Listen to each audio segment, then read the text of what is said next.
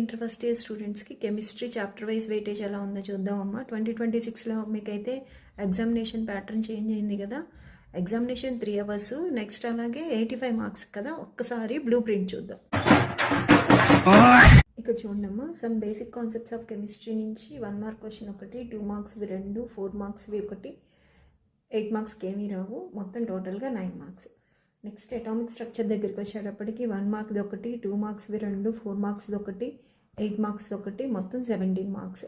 Classification of elements నుంచి 1 మార్క్ది ఒకటి, 2 మార్క్స్వి 2, 4 మార్క్స్ది ఒకటి, 8 మార్క్స్ది ఒకటి, టోటల్గా 15 మార్క్స్. కెమికల్ బాండింగ్ నుంచి 1 మార్క్ది ఒకటి, 2 మార్క్స్వి 2, 4 మార్క్స్వి 2, టోటల్గా 13 మార్క్స్. థర్మోడైనమిక్స్ నుంచి 11 మార్క్స్. ఈక్విలిబ్రియం నుంచి 11 మార్క్స్.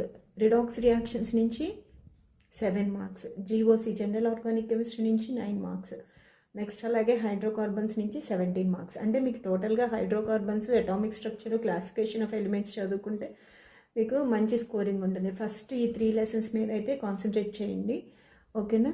సో మీకు ఈ ఇన్ఫర్మేషన్ బాగా నచ్చినట్టుంది. నచ్చితే కనుక సేవ్ చేసుకోండి, అలాగే మీ ఫ్రెండ్స్కి షేర్ చేయండి, అలాగే ఛానల్ని సబ్స్క్రైబ్ చేసుకోండి. All the best.